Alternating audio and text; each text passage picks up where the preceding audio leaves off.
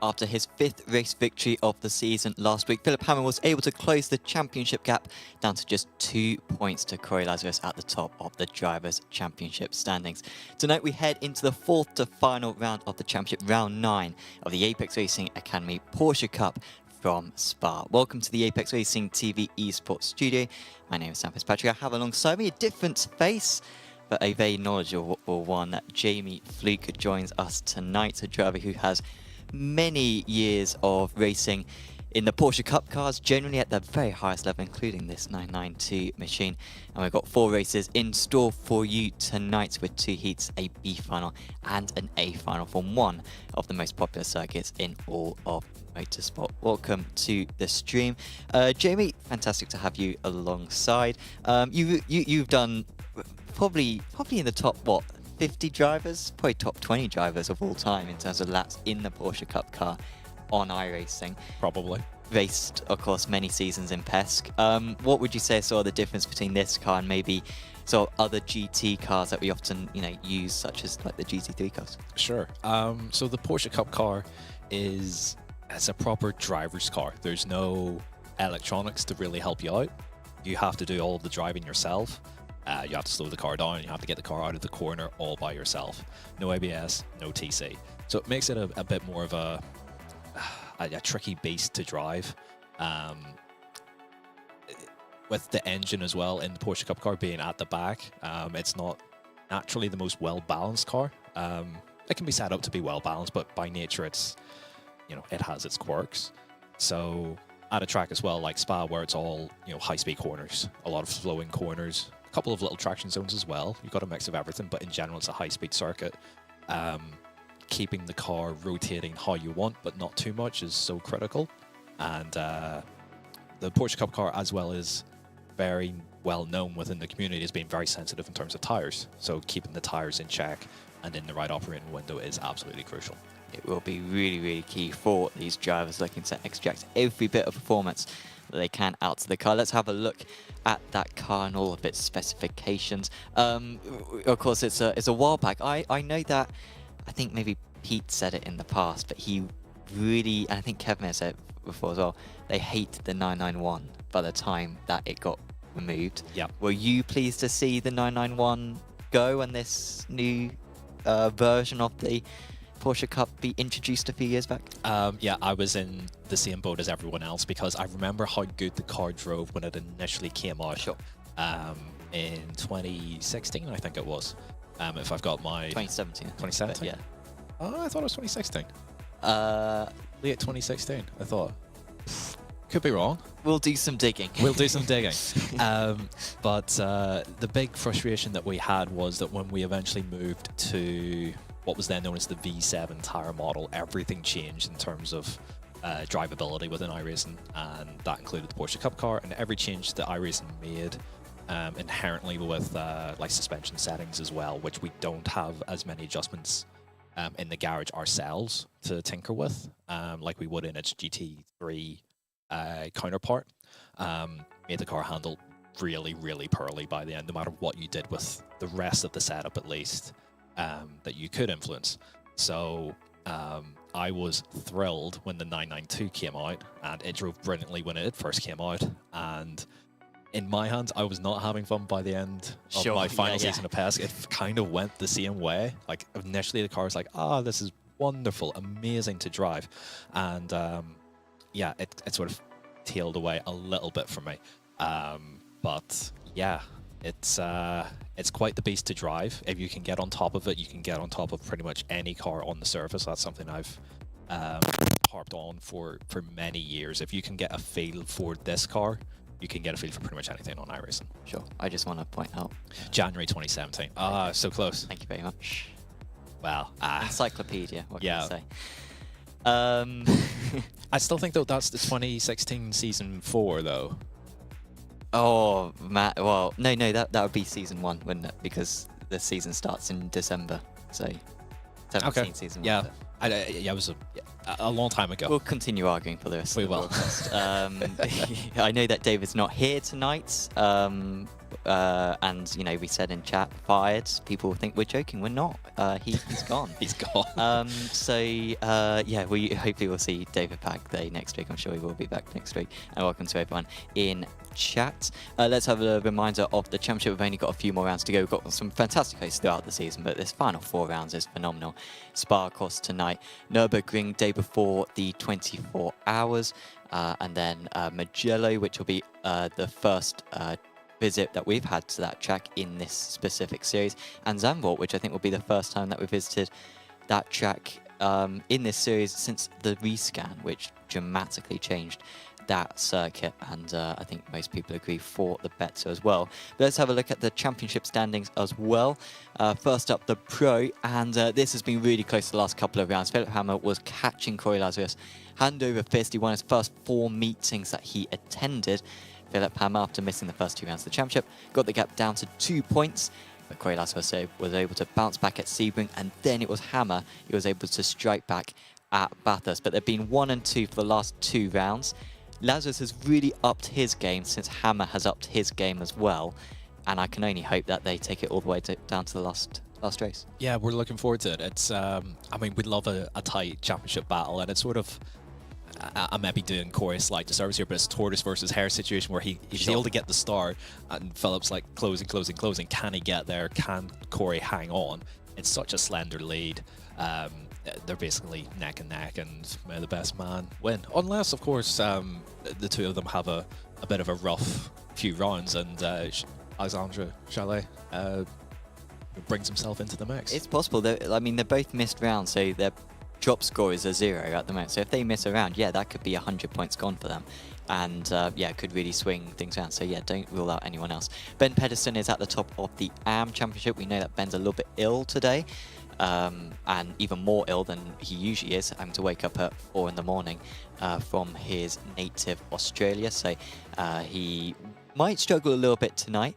He's got Adam Veselak, who's been in very good form recently. Luke Swan as well, closing that gap. And the Simray Sweden guys of Kirstens and Forsson really closing in as well. Pedersen, who dominated really in the early stages of the season, hasn't been quite so dominant recently. And in the Teams Championship, we have got Simray Sweden at the top of that one, less than 100 points clear, with Personi driving so well for North Sim Racing in the last couple of rounds since he's entered the series. North still with a small hope at closing that gap before the end of the season. But like I said before, Simray Sweden in some very good form recently. And we can also have a look as well at a moment from last time out, Bathurst, and this was a nice battle, Jamie. This was in the closing stage. Philip Hammer, 1 second clear of Lazarus. They were miles ahead of them in the end. But Personi and Shire with a fantastic wheel-to-wheel battle. We didn't know which way it was going to go all the way to the line. A bit of argy-bargy as well there, which you love to see as well. And that wasn't decided in the steward's room, as far as I'm aware. So the two of them were just happy just to slug it out, and Jarlo there with the run to the line. You see the like puff of the cheeks and the finger wag as well. Which I don't know if the finger wag for P3 is the way to go. Sure. Well, he does put up 2 fingers next. Yep. Which is still not his position. No. But like he's getting closer to his position. If he can find 1 more digit on his hand, then exactly. I'll be all for it. Yeah. But a relieved man to take home a podium finish there. Exactly. Yeah. A really good fight between the two of them. There was going on the entire race meeting really between those two. So hopefully we see that renewed. Fantastic to see Personi really strong since joining the series. Let's have a look at the track. You all know it very well. Of course, we haven't had it rescanned yet. It's still the 2010 scan. It's one of the oldest European circuits that we have in all of iRacing, and particularly potentially with Alton Park getting a rescan. I know iRacing have mentioned that in recent months. It might be the very oldest one before too long, but we still like it, Jamie, and it's still the most popular circuit in the world, really. It's the most common denominator circuit, or pretty much no one dislikes this place. Yeah, pretty much. You'd be hard-pressed to find someone who really doesn't like it. And I guess their only reason for not liking it is that they're just not quick around it. That would be the only reason why you would dislike the track. It has a bit of everything. Overused. Or it's overused, but then that's just a contrarian opinion, really. Sure. I think that's to dislike it just to be different, I think. There's nothing to really dislike about it. You've got long straights, you've got fast corners, you've got some slow corners, you've got a bit of width as well, so you can overtake, you can go 2 and 3 wide. You've got the big sort of crescendo at the end of the lap for like big moves at the end of races. You've got the bus stop chicane, which I'm no fan of chicanes. I hate them with a burning passion, but you've got to have something at the end of the lap to like, all right, well, this is it for the race win at the end. And yeah, it works fine for that. So you've got a wide approach into the first corner off the start as well, and then the long drag up the hill. So and then the technical middle sector where if you got your car set up really well, the middle sector is an absolute joy to drive. It really is. It's a fantastic circuit. I hope that the drivers will enjoy racing there. Before that, they got to do qualifying, a 20-minute qualifying session for the drivers. We will go trackside in just a moment before we, or just after, we watch through this quick advert. Are you struggling for consistency in your sim racing? Does your iRating look like a roller coaster? If so, we have good news for you. The way to get more consistent is to first understand what you're doing differently than the professionals. And VRS is the answer. With our competitive subscription, you will have the telemetry, setups, tutorials, and everything else you need to fully analyze your driving. Our data packs and the ability to compare your driving with the best in the world will show you exactly where to adjust your inputs, change your driving line, and shave seconds off of your lap times. And our powerful and precise Direct Force Pro wheelbase and precision pedals are being used by some of the world's best drivers. All these champions agree that VRS hardware is not just the best on the market, it's also priced well below the competition. So if you're looking to upgrade to direct drive and the best pedals in sim racing, VRS is your answer. If you want to get better, get faster,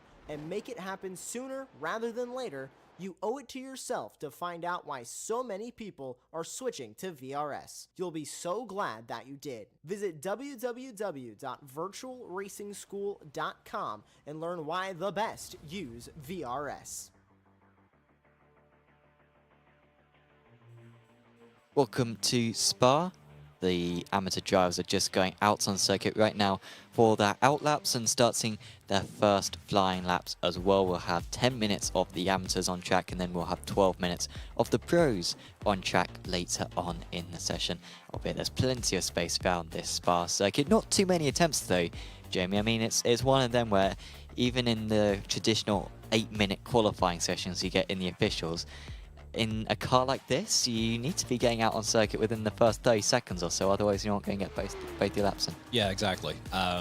It's a constant thing, I guess, with the longer tracks, and especially with Spa as well, where, yeah, you're limited for time, you're limited for laps because of the length of the lap. And it's really important, I think, as well, for a lot of these drivers to set a strong banker early, just so that there's no major pressure on the following laps. Especially with a track that's this long, if you've messed up a lap, especially early on, so say you've got Lecon incorrect and you've had to abandon the lap, you have a long time to sit and stew on the mistake that you've made before you have another crack at the lap. Sure. So I think it's really important for a lot of these guys, just get something in solid to begin with, and then put on the afterburners and give it a big push for the second or third run that you potentially got. Yeah, Heritage with a seemingly clean lap so far on his first attempt. There are 5 sectors on this lap. Yeah, his first few sectors are pretty good compared to the other times. Nick Kirsten's as well going pretty quick up there. Veselek, Van Horn, so the familiar faces we tend to see at the top of the amateur standings. There is Van Horn with his webcam up. Always has very good lighting. Does Robert, I think. That's a professional looking setup, I have to say. It's nice, isn't it? It's very, very nice. I've seen less professional out of some of the ESL R1 grid, and we are literally full-time professionals. Van Horn, the Blanchemont pushing it there. Maybe wasn't quite as close to the curb as he wanted to be, but he just about got through that, all right. And he's got a clean run into the bus stop. Tucks it in and misses the curb ever so slightly on the left-hand side, and then big tank slapper on the way out, but brings it to the line, and it is P4 at the minute. Yeah. It wasn't a good final sector. He did lose 3/10 to Kirstens in the last sector alone, albeit, to be fair, he lost a decent amount of time the rest of the lap as well. So Van Horn finds himself in P3. Ben Pedersen, I was saying to Jamie just beforehand, Ben is either half a second clear of the other amateurs in qualifying, or he's half a second back. And tonight, he's half a second back. He could well find some more improvements there, but the drivers are only going to have about 4 timed laps if they aren't going to go back to the pits, which they may well want to do to get a new set of tyres. Very true. However, what we've seen in the Porsche Tycor Esports Super Cup, there can be some very funky strategies that you can implement to try and get grip out of the tyres. Sure. And there's nothing in the rulebook that says you can't utilize some of them, so you know, plenty of time for this all to shake up as Nick Kirstens decides not to take the conventional line through Lacombe and decides to have a little run through the escape road. Taking the Kevin Ellis Jr. The Kevin Ellis Jr. line, yeah, we'll roll with that as we look at Anthony Bernon. I think he's on a flyer. Trying to look at the sectors here. Yeah, it looks pretty good for him so far, doesn't it? First sector, maybe a couple of tenths down. Second sector, a couple of tenths down again. Third sector, maybe only a tenth down. Yep. And fourth sector, about a tenth down. So I think this is going to be an improvement for Bernon, but it might, I doubt it's going to be any better than 5th place on this attempt. See how he gets through the bus stop chicane. It's always such a fiddly end to the lap, and you have a long time as well to brace yourself for it because Blanchimont is pretty much a flat-out corner these days as he comes over the line. P4. P4. Jumps ahead of Ben Pedersen. Just quite the surprise. What's the Oh, surprise? as he drops it coming out of turn he 1. didn't need that. Well, Not ideal. well, But he will have time for another lap because they can... They can finish the lap that they start, Exactly. So but he's not got a lot of time. he has got to get out there quick. It is a 2-minute 20 lap, and so you've got to be out on track now if you are going to complete. And he that has outlap. just come out of the pit lane as well, so it'll be tight for time, but I think he can get round. Sure. Glyn Broughton Turner, one of the many THR drivers out on track. He is yet to set a lap time. He made a mistake on his first lap. In fact, I think actually this is an outlap for Glyn, judging by his first sector time, and by the way that he's gesturing the car now. So he wants a bit of space, and he will have 1 attempt to put in a clean lap in this qualifying session. Also yet to put in a lap time, Mads Lauritsen. He just completed an outlap. He's now starting his final attempt as well. Trying to look out for Nick Horn, who is not around tonight. It's rare that we don't see Nick around. But also 2 drivers who are not allowed to set times, Edvin Forsland and Rasmus Pedersen. I think Edvin's allowed to set a time, hasn't done so, but Rasmus does have a qualifying lap for tonight. Yes, he does. So we'll stay, I think, on board at the moment with Mads Lauritsen and see how he gets on through the first sector here, just coming up to the split. Now he's gone a tenth quicker than what he had done. So he's obviously off track the lap at some point, but okay, that's why. Not ideal. He's got it gathered up, got to avoid that curb on the left. He actually managed to run over it and not spin. Those that know iRacing well know that you dare not mess with that curb, it will bite you. Coming down into Rivage, nicely at apex. Taking a couple of goes just to get back to throttle and then bring the car over to the right-hand side. Set up, what do we call it, no name or Jackie X? Well, I mean, I've got this, and even the corner before that, you called it Rivage, and this has got it down as Bruxelles. Yeah. So every corner on this track has 2 names. This is Double Gauche, but it's always P1. P1. Yeah. Next one is Lafanya, but people call it Piff Path? Piff Path. I prefer Lafanya personally. Yep, I agree. And then, well, we'll wait for, I mean, if Mads could drive a bit faster, he could go through this lap. That's harsh on him. He's given it his best. And he's got a nice little power slide coming there out of Fanga. Here comes Campus, Stavlo 1. and here comes Stavlo. Or Kurt Polfrey. Oh, yeah, okay, yeah. So again, like we can set Well, a but different... apparently this is curb Paul Freire, this long right-hander here, which isn't really much of a corner. This one obviously is Blanchimont. Yeah, that's one that we've not had any disagreements on. And then this last one. He's just clattered the... I think that's an off-track on the outside there. Still pushing, but maybe he just wants to know what his lap time is anyway. Hard onto the brakes I mean, that's for the good bus stop. braking there. And yeah, Caught a little bit of a inside rear lock in there, just audibly there, and then over the line. I think he this will count. extended, but I'm not sure. The lap time does not count. Oh, you were right. You were right. I shouldn't have done. See, that's why you're here, Jamie. That's what they pay me the big bucks for. Excellent. Bus stop or final chicane? Bus stop. I think it's called bus stop, yeah. It's not technically a bus stop anymore, but people call it bus stop. It's therefore called bus stop. It's not even... It's like we've got the bus stop chicane as well at Daytona, as an example. And it's that sort of flick left, right, right, left, where that was the old layout of the chicane at the end of the lap here at Spa. It has been amended. It's much more of an overtaking opportunity than what it once was, but it's still retained its name, and I'm happy enough for it. Yeah, down for that. Joseph Dimbolo, who's been on a good run of form, he unfortunately had a qualifying ban last time out at Bathurst, but his pace looked very, very good. I think he managed to get up into P5 or P6 by the end of the A final, which was really impressive. He is one of the many pro drivers who is going out on track right now. I think, was that Bernard who just put in an improvement? No, he's still on his lap. Remember, he spun it out of turn 1 and just about had time to, of course, get out and start another lap. And here we are, coming into the final bus stop chicane. I've just combined the two together. See how he goes through it. Good through the right and then through the left. Keep it neat and tidy, straighten it out, power down. Keep it to the right-hand side to shorten the distance and over the line. And no improvement, or either not valid, not sure. He's just about got ahead though of the pro field, who are just about to start their first time laps. Yes. Yeah, Bernard needed a big improvement there, so it didn't matter too much that he wasn't able to improve.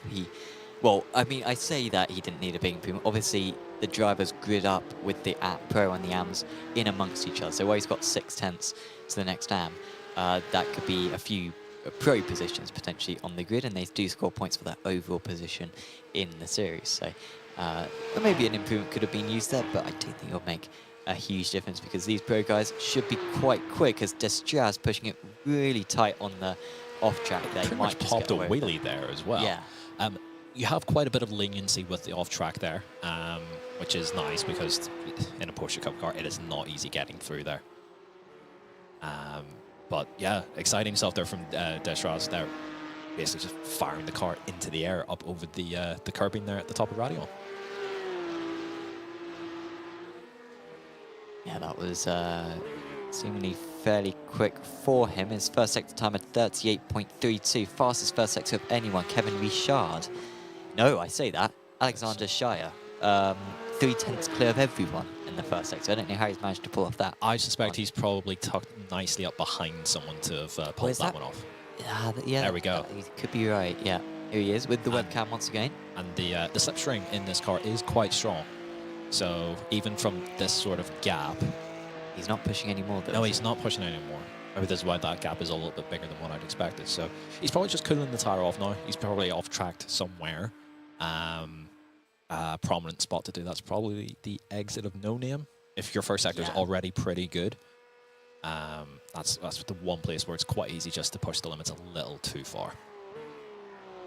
Are you keen on getting the rescan of this circuit? I mean, you've been driving the newer version of Spa a lot on Rennsport. Would you say it's very... Are you? Does it make much of a difference? Not a huge difference. The only corner that's notably different is No Name. The profile of that is definitely different, but your general approach into the corner is pretty much the same. The track isn't massively different. As we're starting to now see the pro times come in, and Passione straight to the top of the timesheet for now. Yeah, Dimbolo into 5th, but a long way away. Passione has so far finished this season in 3rd and a 4th in the A finals. He actually finished 2nd on track at Sebring, but got a post-race penalty which knocked him down 1 position behind Philip Hammer in the end. Speaking of the man, second place in the championship, looking to get the championship lead for the first time this season. Philip Hammer, he's always just been a little bit away from it. And he's starting his first quick lap. The 6K driver always joins the session very late, and I think he may have started his qualifying a little bit late as well. This is his first attempt. So maybe a little bit of a disadvantage, but he's still got 6 minutes to put in a good time. I guess with these pro drivers, they know maybe a little bit better than the AM drivers what they can do with their slot. So whether Philip sort of knows he doesn't have time even to get the extra lap in with what he has available, so he's just giving himself a ton of space to work with before he starts his opening lap here. And as well, something that's somewhat prominent as well with this car is double out laps as well. Really taking your time to get the tire into the window that you want it to be in. So, yeah, Philip's first sector here, pretty much on the pace. Yeah, not the fastest, but it's... Yeah, he also doesn't have a slipstream helping hand that I believe Shire had. So, yeah, considering no helping hand coming out of La Source all the way up to Le Combe, it's pretty quick. That second sector is very good as well. I think that is not coming up purple on our screen, but I can't see a better sector time fight, so it must be one of the fastest for Philip Hammer, who, by the way, is undefeated so far this season. He's done 6 qualifying sessions, and he's qualified on pole every single one of them. That does sound very dominant, and a couple of those performances has been dominant, but I think his first qualifying, he took pole by 2,000ths. Last time he took pole by 100th. And so they have been very close at times, and he is very fortunate to have got a couple of them, and so don't necessarily expect it to be an easy pole for Hammer. But back at Red America, he was totally dominant, and this lap is looking better and better as it goes around. Third sector, again, very quick one, about a 1/10 of a second faster than his rivals, and this will be very close to Pisoni. It should be, but bus stop chicane can ruin many a lap, but Hammer, yeah, fires it in with plenty of aggression through the right and then nice and composed through the left. Exactly how you're supposed to do it. It doesn't keep the car actually over to the right-hand side before he crosses the line, but it doesn't matter. He's onto pole position for now by nearly 0.3 of a second. Strong lap. Very strong lap. Pisoni on an outlap himself, so he'll be able to only do one more lap though, Pisoni. Hammer will get, well, it depends if he's going to keep on pushing, but should get one more. No, right, Hammer now. Hammer might be on his last lap. Yeah, Hammer will be on his last lap now, so. Might be tight. Might be tight. I'm sure he would have had this well worked out. Sure. So if he's got a miscalculation here, it is an error for the man second place in points. But the lap so far looks strong enough to contend with and compete with absolutely anyone. We're still waiting for Corey Lazarus to put down a representative time. He's actually not got anything down at the moment, so it's important for him to at least get something on the board, because the last thing that he needs is to start at the back for his heat. Yes.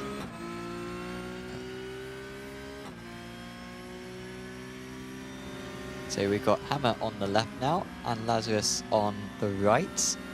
And they are not technically on the same track, so they won't be able to see one another for these two. Correct. Or maybe they can, apologies, Yep. I was wrong about that. Yep. But yeah, so they can see each other, and so Lazarus can maybe aim for Hammer just ahead. I think this will be their last attempt, because they'd have to get around the circuit in 20 seconds, which is not possible from this part. So this is really decisive on who's going to have first blood in this very close championship battle. Certainly is. Oh, that's wide for Hammer. That is wide from Hammer. I think there's leniency with the all track there, but he might have overstepped the mark. It's pretty close though. Trying to spot sectors from Lazarus. I haven't actually got anything conclusive here. It is slightly askew, I think. So Hammer's backing off on... Oh no, he's still pushing into the final chicane. Hammer, meanwhile, no, Hammer was backing out then, so it's just down to what can Lazarus do. We'll be hoping for at least a top 3. Hopefully, we'll be challenging Hammer at the top, and it is a 10th shy. He might take that, Corey Lazarus, considering that it was all or nothing on that lap. He didn't have time to set another lap. That's a good effort from him, and now he just needs to hope that Passoni and co aren't able to remove him from that front row of the grid. Exactly. That's pretty much where he needs to be for now. I think he's maybe accepting of the fact that Hammer, at least in qualifying trim, has a bit of pace. Oh, no. He's got it as well, because he hasn't got that strong of a lap in. He's 1.7 off the pace, and it's all gone horribly wrong coming up the hill at Radion. So a big disappointment for Shao. Third in points, but the best that he's going to qualify today, 16th. Yeah. So some sim races are very expressive. Yep. We saw Freddie Rasmussen win the F1 sim racing title the other day, and he was unfazed. He was less animated for, finally achieving his goal after 4 consecutive second place finishes in that championship. He was less expressive when he finally did win than Shai was right there. Exactly. So, a man who, wears his heart on his sleeve. Yeah, and we like to see that. That's why we have the webcams for moments like that. I was just about to say, we love to see moments like that, but we don't love to see someone stack it in qualifying. And Sure. we're not promoting or feeling good about someone feeling bad. No. Trying to make that clear. We're not actively willing for someone to fire it off the road. But these guys put a lot of effort into these races and into this championship, and they want to get the best result that they can. And when it works out, fantastic. But if it doesn't, then some of the guys are going to show it. Oh, Destraz was not able to get the lap in at the very end there. I think it was a good lap as well. I was seeing a few green sectors being posted, so I think he may well have moved up the order. So I would love to see the webcam on that whenever he realised he didn't get the lap in. So I think we've got the grid then for Heat 1 of the evening, and it's Philip Hammer on pole position, Andrea Passoni alongside him, renewing that very fantastic battle that they had back at Sebring a couple of weeks ago. Then we've got Nick Kerstens, who top of the amateurs for this Heat 1, ahead of Sasha Meyenborg, Joseph Dimbolo, Edwin Forsland, Kevin Richard, Ewan Bremer, Salvatore Lane, Lucas Bortolozzi, and Mads Lauritsen. The 11 cars, top 6, get through to the A final. So it'll be a race almost of two halves. The fight at the front, Hammer and Passione and Hammer and Lazarus. No, Hammer, Passoni. Yep. Sorry, my bad. Yeah, I was. Yep. Our timing screen isn't totally intuitive when it comes to this. Got it. So that covers our backs by me saying that. Yep, no worries. So fight at the front, and then the fight to transfer straight into the A final, especially for those AM drivers that getting into the A final is probably their main aim and their main goal. But there's also going to be the fight for championship lead. A lot to consider here. Exactly, really big that Philip Hammer keeps up the pressure. He is unbeaten when it comes to heat races so far this season. I think he's 4 from 4 so far, and he'll be looking to keep that 100% winning record up. But at this Spa circuit, it is more than possible to be able to overtake, and so he might be under big pressure from Andrea Passoni. Lucas Bortolozzi is the only driver who hasn't gridded, but now he has. He took almost the entire 2 minutes of gridding, but he is now on the grid, and our 11 cars are all prepared. And we'll be looking up at those 5 red lights which are illuminating the circuit now. And away we launch for Heat 1. It's an even start for our top 2, even our top 2 rows, frankly, with Hammer going defensive into turn 1 very early on the brakes. Passoni's going to go around the outside there. He'll be early on the power on the exit, and he might be able to get ahead on the run down into Eau Rouge and Radion. Car spinning around in the background. That may have been something to do with Joseph Dimbolo. But actually, no, I think it is, Lauritsen spinning around, but Dimbolo did have a poor start. As there goes Passoni, being able to get past Hammer. Had to lift out of it, though, heading up the hill. And that will invite Nick Kerstens to have an attempt at these guys as well. And if we've seen Nick Kerstens this season, we know he loves to get absolutely stuck in. 2 wide at the minute between Hammer and Passione. And Hammer to the inside, looking to make that move back on Passione. Oh, as it all kicks off behind. Wide. Looks like Hammer has been able to get that move done. There he goes, and we wait to see if Kerstens is going to try to get involved as well. Hammer covering mainly off the inside. There was still a slither open, but Pisoni didn't want to attempt that one. And Hammer should be able to hold on to that lead for the rest of this second sector. It'll be later on the lap that the Italian will have his next opportunity. But loads of changes with many mistakes in this first lap. Richard up 3, Bremer up 2, Meinborg down 3, and Forsland down 4. Yeah, all action off the start. Exactly what we expect from Spa-Francorchamps. But despite all of the jostling between the front three, they remain as they started. Yeah. Oh, Meinborg. He'd already had a bad start, and that's just gone from bad to worse, and he will have to take a repair with that one and will likely finish this race in P11 unless there is issues for the other drivers. Richard hanging on to that P4, but only just. He's got some very quick drivers sat right behind him, most notably Joseph Dimblo. Yeah, Richard with a fantastic start off the line and an aggressive move up the inside. So he picked off 2 right away, and it might be a bit of a rear guard action between himself and Dimblo. Dimblo as well, one driver that we've seen this season, not afraid to get stuck in, quite feisty, will frequently put the nose in, sometimes where it doesn't need to go, as he fires it up the inside into the bus stop chicane. Richard able to fend it off for now. And these heat races, so important that you get points for these heat races, but also sets the grid as well for the A final. So Dimblo will be wanting at least a P3 from this first heat. And if he gets there, then he could start in P5 for the A final and have a chance. But if he finishes like this, he'll only be starting the A final in P9, which is far lower than what he would really be wanting to do. A driver looking for his first race win in the series has come close on a number of occasions. And he is going to be very close to this P4 as well by the end of the Kemmel Straight, because he's got a fantastic draft now. And with Richard not picking up much of a draft from Kirstens, he is very vulnerable. And he is looking to the inside, a little bit of a block there from Richard, who's holding on into Lecumbe. And he is still staying ahead now into Malmedy. And Bruxelles coming up soon. Bremer might try to take advantage of this as well. Dimblo looking to the inside, but it's blocked off again.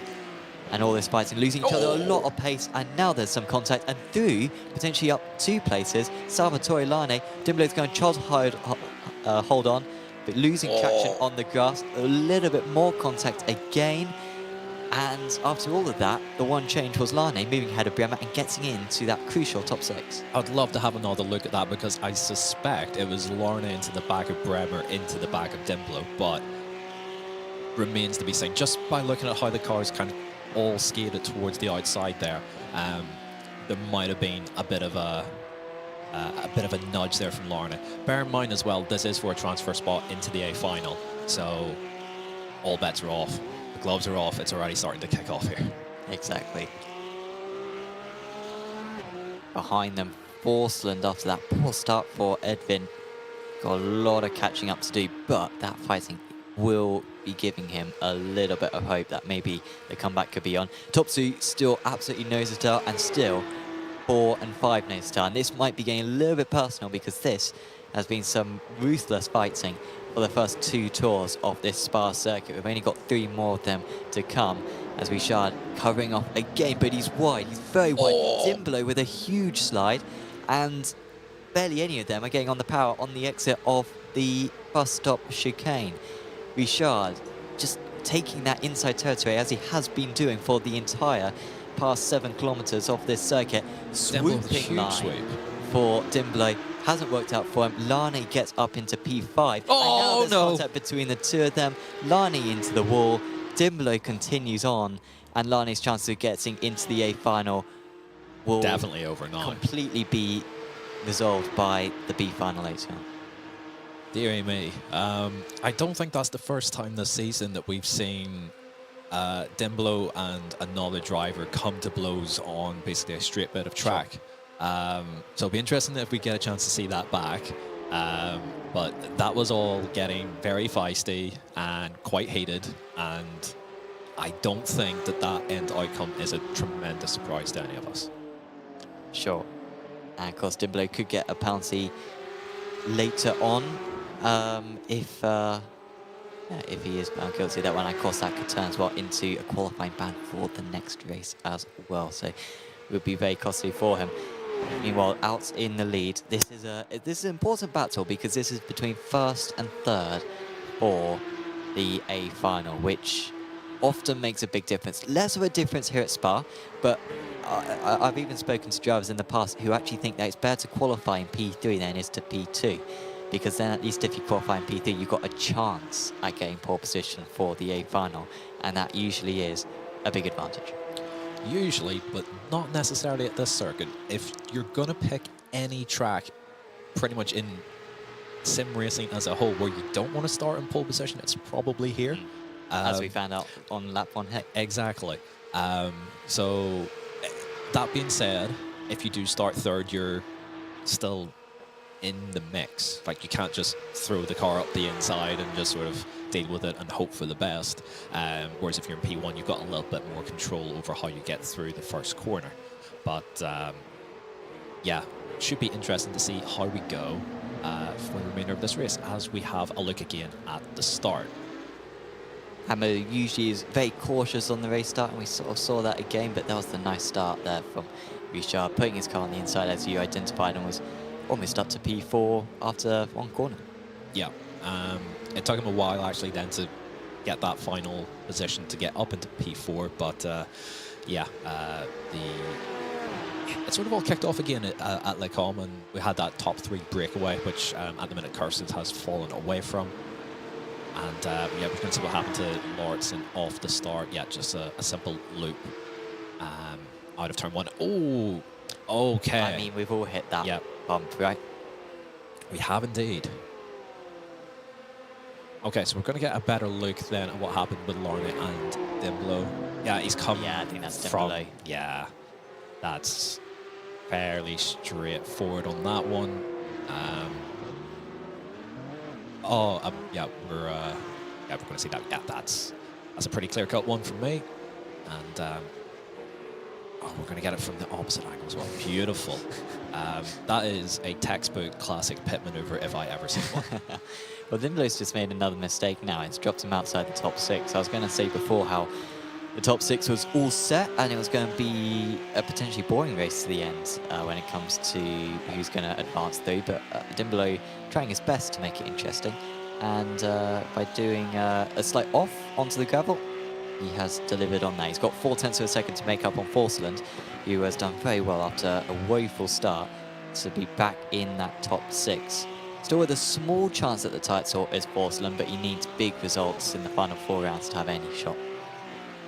Certainly does, and this could be the start of it for him by squeezing through into the A final without needing to go through the B final. But Dimblo will certainly want to push for this. He knows what position he needs to get through into the A final. I don't think he's going to take any prisoners here. He's got a bit of a run here coming through Blanchemont, and will probably send it one direction or the other into the bus stop chicane here. Inside was half open. He hasn't went for it. Oh, jeez, oh. I was not expecting that. I wasn't expecting to see the car sort of fly up the inside there through the right, because there's not much advantage to be gained there because you're just going to get hung out to dry. Here we go. Through the left. He's having a look, but he hasn't fully committed to it. He's just okay, yeah. So he's just tried to, like, basically just force the mistake out of Forsland, which he has done. And for now, back up to P6. But I don't like the move into turn 1. I've never liked it because you're just then back under pressure again coming up the hill.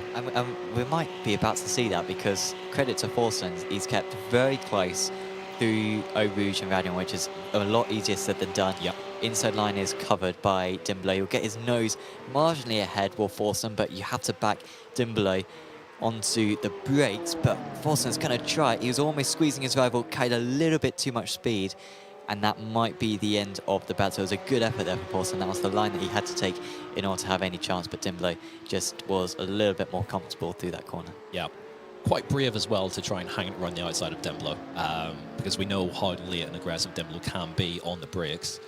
So to try and go toe-to-toe with him is brave, and thankfully he's got away with it without anything disastrous happening, and he still will probably be in range for a move into the bus stop chicane if he can just, sort of stick with him through the remainder of the middle part of the lap here.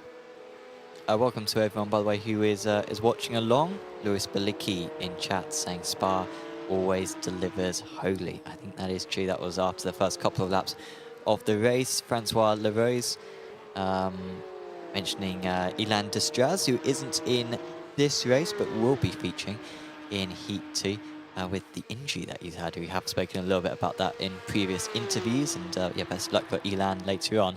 But out in the lead, Hammer has been able to just stop that attack from Pisoni, who hounded him every step of the way in this Heat 1. But, as has been the case in every other Heat race so far this season for Philip Hammer, the Impulse Racing driver is going to reach the checker flag first and take pole position for the A final and more crucial points for his championship bid. Hammer beats Pisoni. Kirsten's top of the amateur drivers, great result for him there. Dimbolo will hold on to the top 6, and it'll be Forsman, Boltzlotzi, Meinborg, Luritz and Lane we all see back in the B final. But yeah, good effort there from Hammer. He's a very cool driver. I think we may have seen him make one mistake or something so far this season. He had a bad start at Sebring. That's really the only time that he's shown any vulnerability, but besides that, he just performs and doesn't give anything away to his rivals. Certainly does, yeah. I think he has that confidence that he knows he probably has a small edge in terms of pace over the rest of the field, which at this track doesn't always mean everything. But the fact that he was able to keep Pisoni at arm's reach, basically once he got back ahead again, I think bodes very well for him going into the A final. And if you've got confidence, then confidence breeds confidence. He's going to feel really good about his chances later on this evening. But yeah, we've got the second heat to come up very, very soon. And it's basically like an audition for Corey Lazarus to say, you know, I'm still in this title hunt. You've got to beat me as well. So we'll see if he can deliver a performance as impressive as what Hammer had done in the opening heat. Exactly. A quick reminder, by the way, of an event that's coming up soon on Apex Racing TV. We've got Racing Unleashed, and you can sign up to the next Racing Unleashed challenge using that link below. The event in 1 week's time, well, 9 days' time, it's next Sunday, is the Racer League Challenge 3 Daytona GT3 cars. But drivers get eliminated as the race goes on. We broadcasted the Challenger event a couple of weeks ago, and it was an absolutely thrilling event. Really, really good fun. And so if you're over 6K iRacing, then do sign up for that below.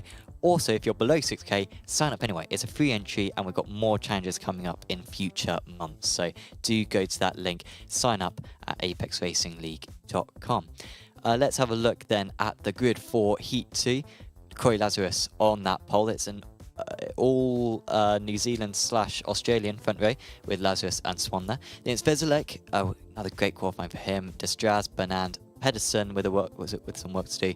Van Horn, Shire, Heritage, Rasmus Pedersen, and Glyn Broughton-Turner. Elan Destraz, just the last driver to get onto the grid, but he is now on there. So everyone is prepared. Another 11 drivers, or 10 drivers, apologies, set to go for battle at Spa. Top 6 get through once again.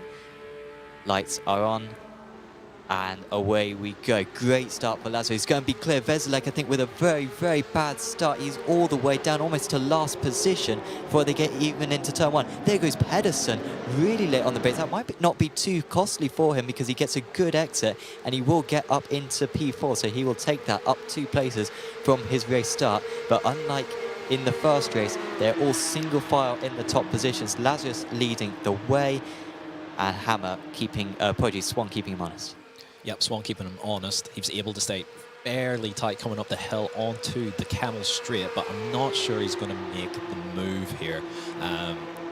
Is it one that he wants to try and make? He hasn't had a look, but we look further back. Bernon and Chaillet has actually worked his way into P6, which is exactly where he needs to be, at least just to transfer through into the A final. But it's the danger zone in P5, P6, P7. It can all kick off, as everyone knows that they don't want to go through that B final to try and make it through to the A final. Yeah, really are crucial positions around there. That was Van Horn, I think, just being done by Rasmus Pedersen. Still the field fairly close, 3.3 seconds separating first down to 8th Broughton Turner. Of course, the awful start for Veselek. He even dropped behind Heritage for a moment before taking back that position against the THR sim racing driver. But a lot of quality drivers in this race, and some people are going to miss out on the B final who would normally expect to get into the A final. Here is Luke Swan, and any hopes that he had or any temptations he had at passing Corey Lazarus have all gone now. This is just a case of holding on to as many positions as he can now to the end. He earned that second place on the grid in qualifying, and he's now got to earn it in the race as well. Just struggling a little bit through Stavlo, and left himself with a bit to do. 0.4 of a second to go. Certainly is. Stavlo through a tricky corner to stay close to the car head, and therefore Blanchimont becomes a little bit harder to stay close to the car head. So Swan does have a little bit of breathing room, but this is a big result if he can hang on to it for Swan. P2 in a heat is no mean feat for an amateur by any means. So Abby's feeling a little bit of the pressure. 1.5 seconds the gap between P1 and P2. But Swan has negotiated the opening lap. That's the hardest one to negotiate. But I suspect, given the chasing pack behind and who is chasing him, it's going to be a rear guard action that he requires for the rest of this race. Shea with a good start. We knew that he underperformed with P16 in qualifying, put him P8 on the grid for this heat too. He's up into the top 5 now. There is Tom Heritage, just being overtaken by Glyn Porton. No, he's caught up to Glyn Porton Turner, apologies.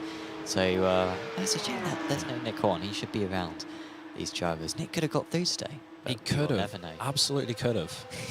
I love Nick Horn as well. Like, what a man. Nick's a fantastic man. Loves the Porsche Cup, loves this series. And hopefully we'll see him back next round. Hopefully we will do. But, I mean, I'll chalk this one up as the one that he would have got into the A final. He's never got into the A final. He's done 2 seasons of these, about 20 meetings.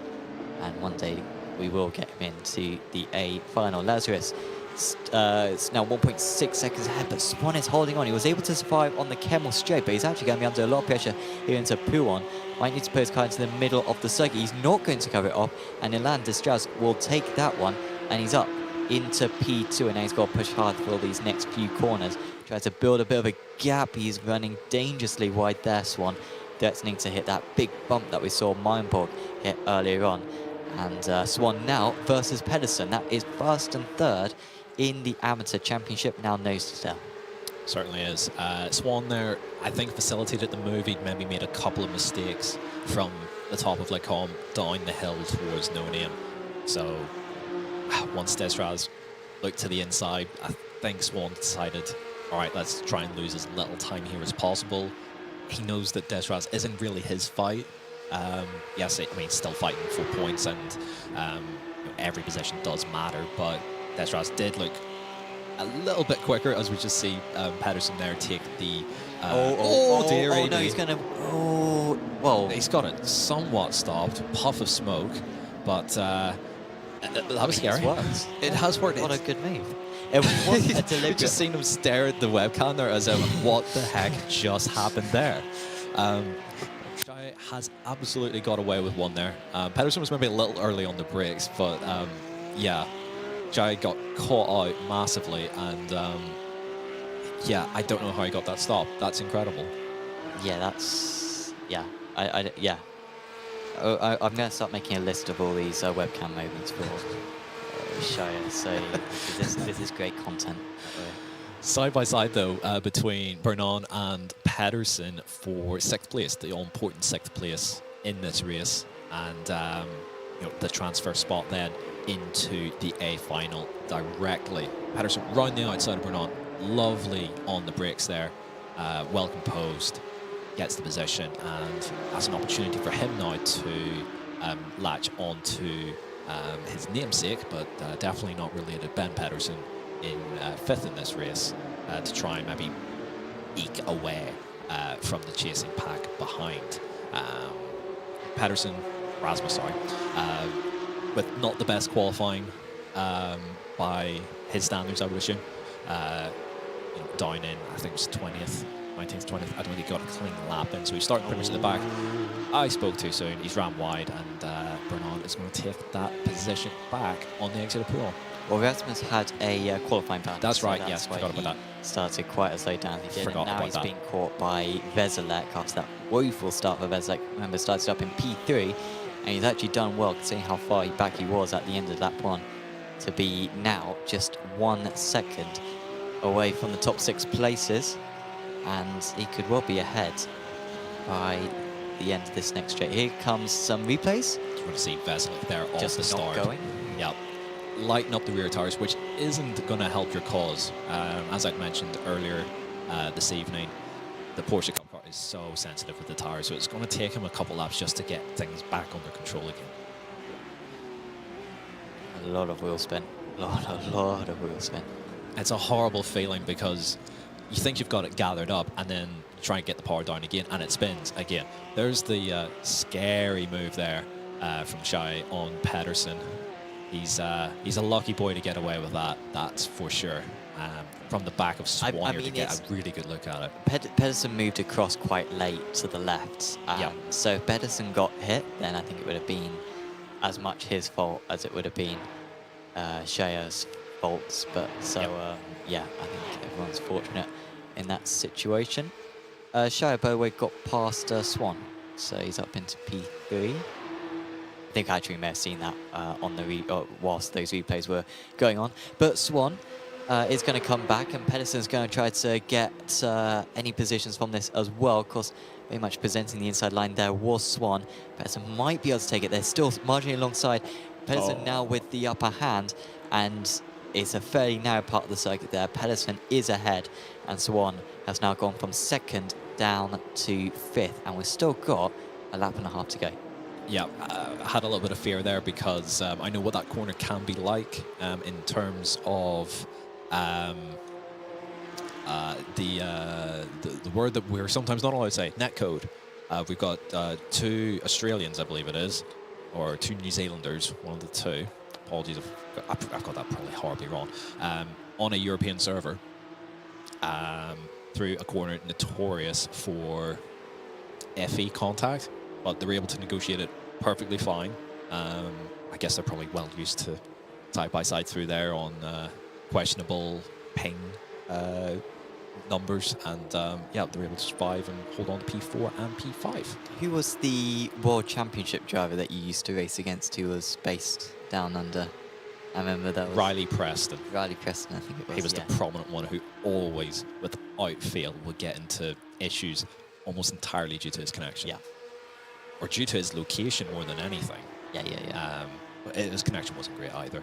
But yeah, we know that through a corner like that, if you're alongside someone from the opposite end of the world, weird and strange things can happen that's not really anybody's fault. Exactly, yeah. Pedersen and Swan based in Australia, Lazarus based in New Zealand. There we go. Yeah, I seen the 2 flags and I'm like, oh no, which way round is it? Yeah. had a brain freeze on that one. So still that top 6 not totally decided. Lazarus only 1.7 seconds ahead. Distras, really good pace from Distras in this heat, really demonstrating the pace that he's threatened to show all season long, but unfortunately usually goes wrong for him at some point in the meeting. Last week it was turn 1 in the A final at Bathurst, which ended any hopes that he had or a podium. And there may have been a slowdown, really cut the Radion a lot to Bernand, and he now drops behind. So Veselek up into P7, he needs 1 more place to get into that coveted P6. Shire, after overtaking Pedersen almost accidentally earlier on, he's holding on to that P3. Pedersen wants that extra place. This would put them 6th place on the grid for the B final, plus it's a couple of extra points. But I think they're all aware of the risks that are involved. And of course, they've got a decent gap back to Veselek, who has quite a gap to gain if he's going to get into the top 6. Shire's a little bit wide. He's getting a little bit untidy now. He is going to cover off the middle of the circuit, unlike what Swan did earlier on. And still, Pedersen has to play 2nd fiddle. For now, but Pedersen, he's just got a waft of understeer there through the middle of Pouon. But yeah, Pedersen looking very racy. I think he's starting to wake up. 4 M's an early start for him. He's just getting into his rhythm and his stride. He's been very strong in this race. He didn't show too much pace in qualifying, but it looks like he's starting to hit his stride now. He got moved on Swan, and he's putting pressure on Shai, who is a very quick driver. Let's not forget. Destraus has showed really good pace, as you mentioned. He's actually brought that gap down on Lazarus from the start of the race, although Lazarus hasn't been put under any pressure pretty much from the first corner here. And he's about to take a comfortable heat race victory. A comfortable race win, and it keeps himself in the lead of the championship as well. We'll come down to the A final, so who's going leading the championship going into the final 3 rounds of the season. But for now, Corey Lazarus has done all he can do and wins the second heat. Destraz, Shea did hold on against Pedersen. Swan, Pedersen. Veselek misses out, finishes P7. That's a hit to his amateur championship aspirations, with Pedersen getting straight through to the A final. He's going to need a big B final and a big A final should he make it in order to recover those points later on. But yeah, it's difficult to judge really by that result with Lazarus, but pretty much did all he can do. And already we are ready for the B final. The drivers all crossed the line very quick. So it's Edwin Forsund on pole for the B final ahead of Veselek, Bortolozzi, Bernand, Meinborg, Heritage, Luritzen, Broughton-Turner, Larnay and Van Horn rounding out our 10 drivers. 3 of them make it through into the A final. The one that I want to watch is Larnay. So he had that issue in his heat, starting at the back of the B final, but I think he probably has the pace to work his way through here. And the other thing I want to note is Veselek off the line here. He's on the front row. He is where he needs to be, at least just to make it through. But can he get the car off the line in one piece? Yeah, he will be very nervous. He started P3 in the previous race and was down to last by turn 1. This time he lines up in 2nd position. And arguably with even more pressure, he cannot have felt a bad round at this point in the season if he's going to put the pressure on Ben Pedersen for that amateur title win. Here we go then. 5 lights on for the 3rd time tonight.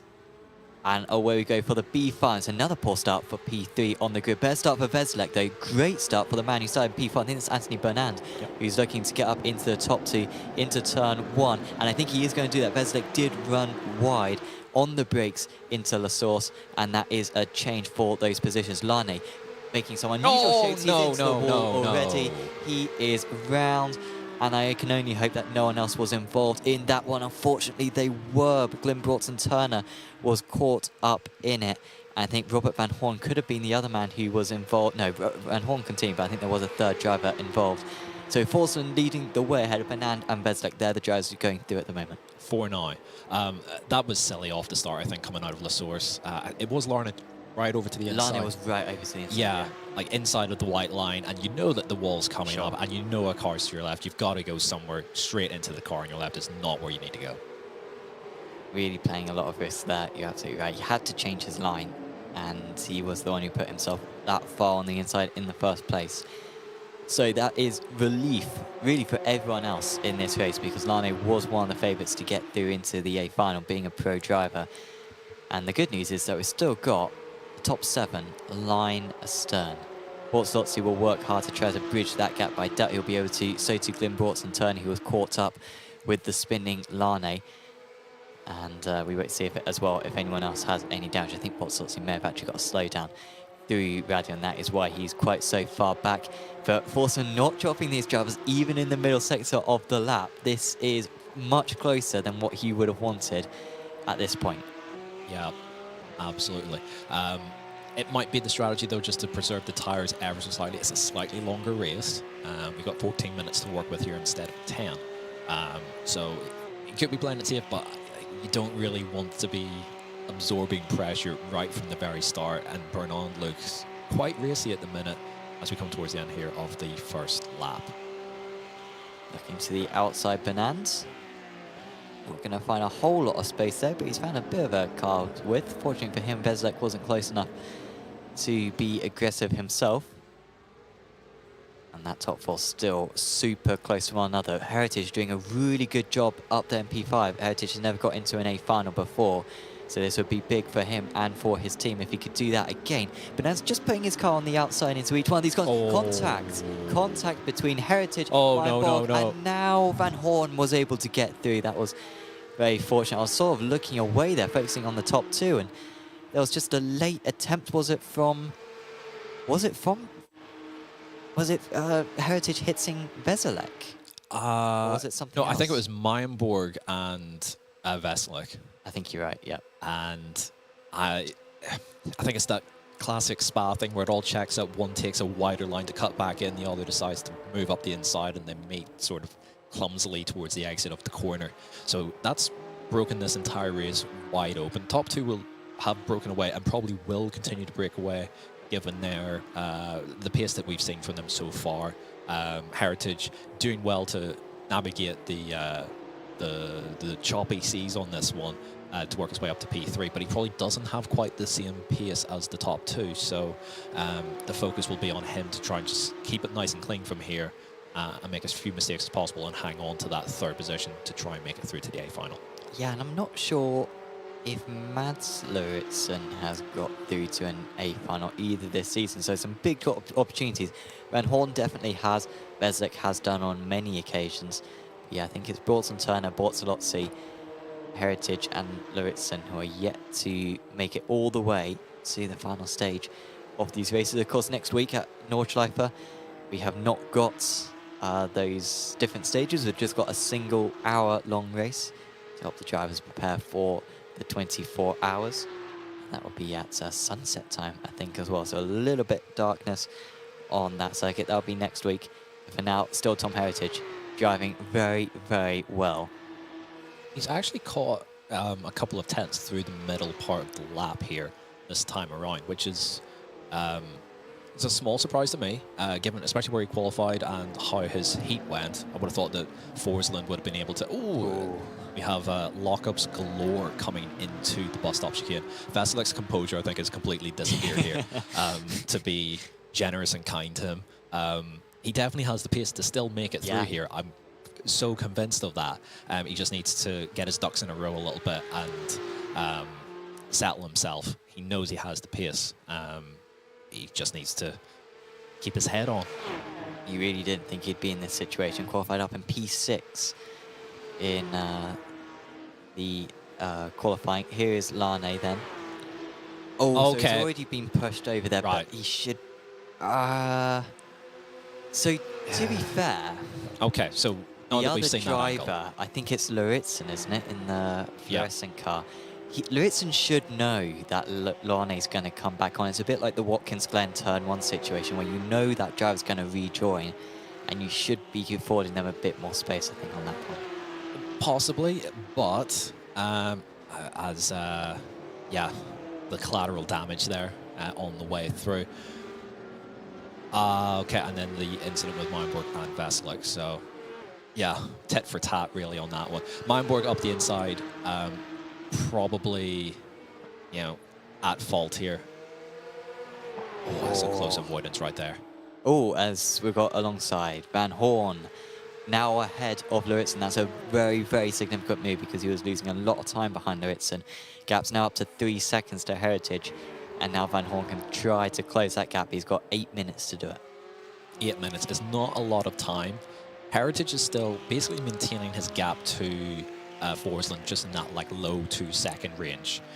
It's sort of come up now to 2.4, but he's not falling massively away from the leading pair. So strong stuff from Heritage, and he's got a bit of time to hang on here. Van Horn has been quick at points this season as well, and is definitely capable of catching this gap. But Heritage is putting on a really strong performance here, and fingers crossed for him that he continues to drive well. I hope I haven't said anything that I really shouldn't have. But so far, he's going quite well. We'll make a note of that as... Oh, gosh. Veselek, he's still not able to get past... Oh, I mean, he's losing chances. He's now 5 seconds away from Heritage. He could still make it. He could still definitely make it, Veselek, but every corner that he's stuck behind Lauritsen, who's so much faster than his chances are reducing.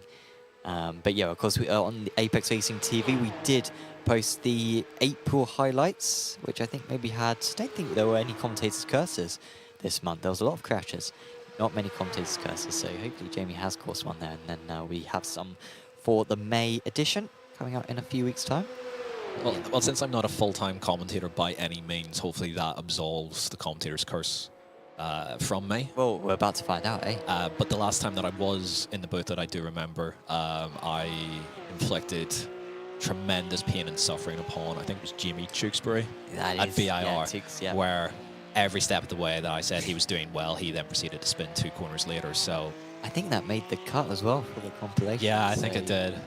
Yeah. So I hope I haven't inflicted the same fate upon Tom Heritage here. But Sure. so far, he's driving great. I've great. never seen Tom drive this well. I mean, he's clearly been working hard. This is a circuit that, you know, drivers can jump into and be fairly quick, fairly... everyone knows the way quickly. around here. Yeah, everyone knows the circuit so well. So, yeah, I mean, he's not...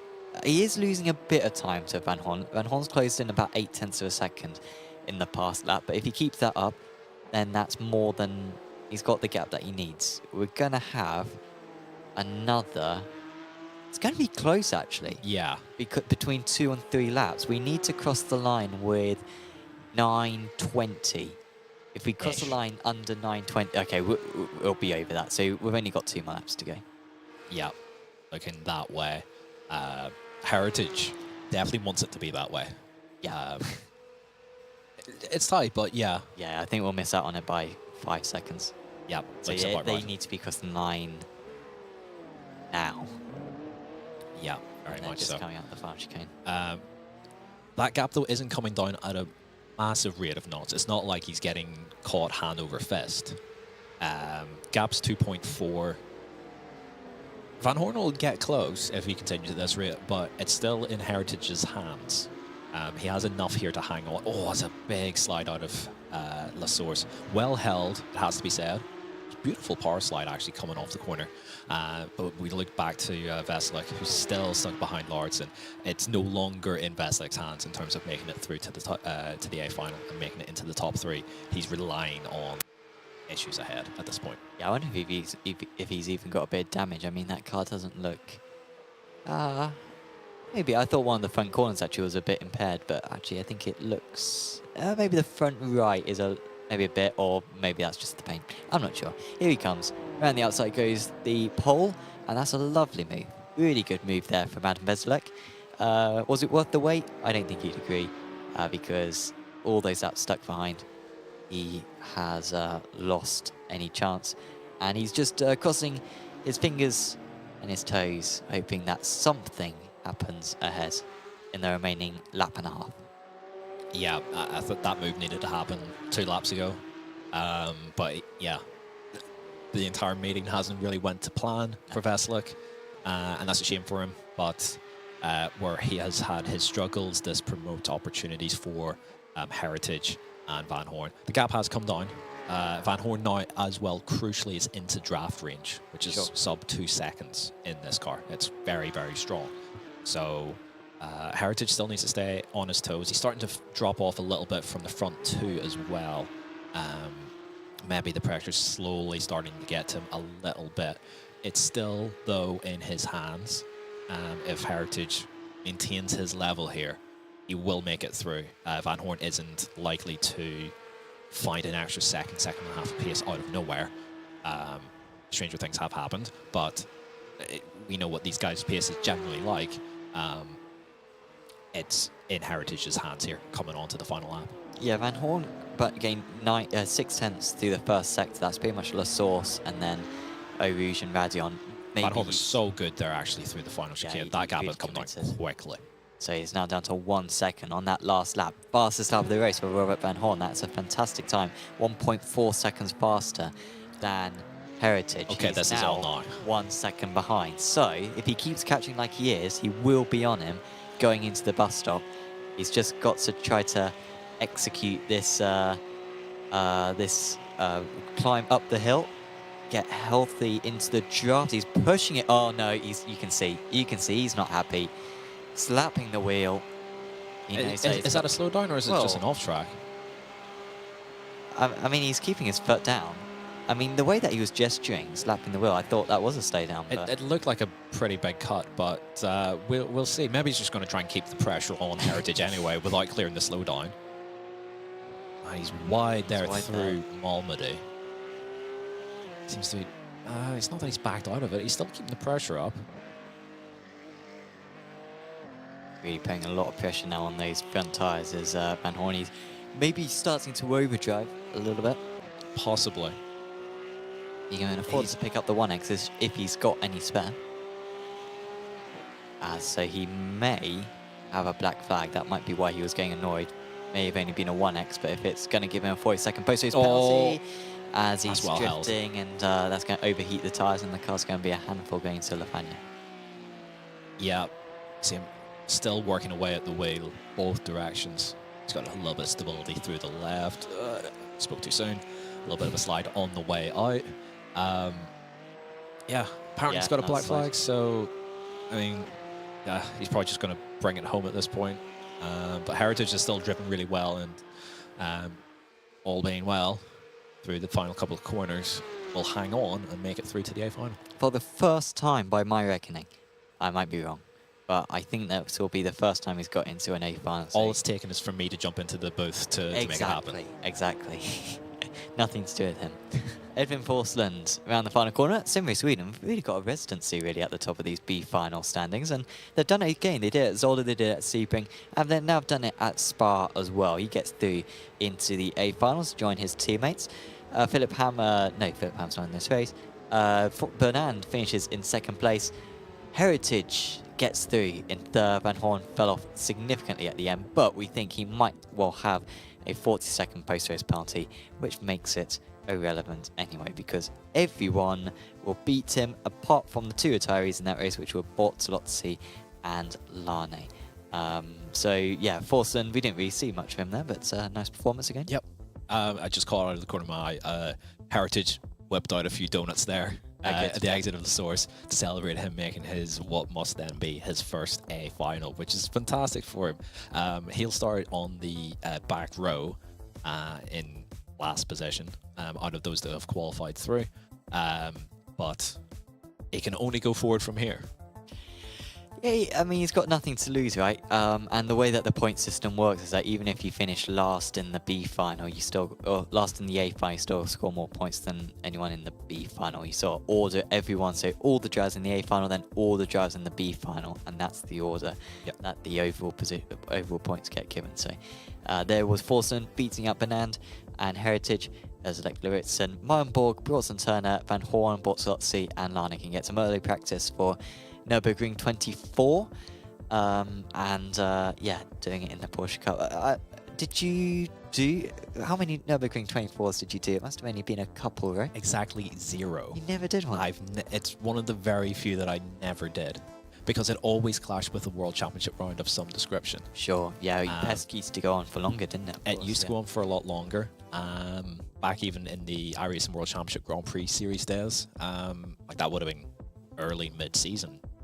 The middle of May. So yeah, I've never got around to ever doing it because it takes a lot of time to prep for as well. It's not something that you're just going to jump in, even though we may have had a free weekend. Like it's a 2-week prep if you want to do it properly, and you don't want to half cook it.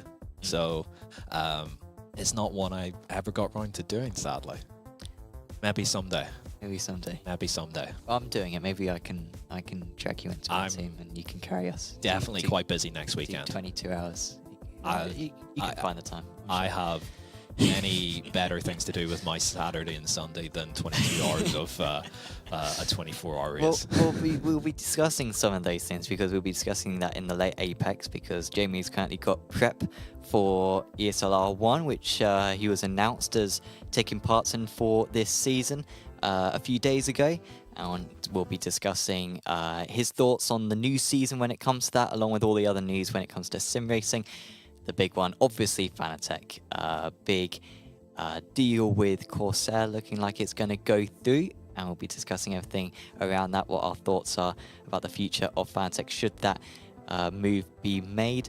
along with new iRacing championships that's starting up. IndyCar iRacing championship, which is going to be really, really cool.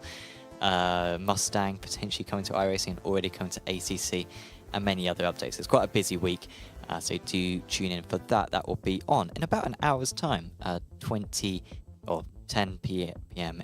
BST to watch that one.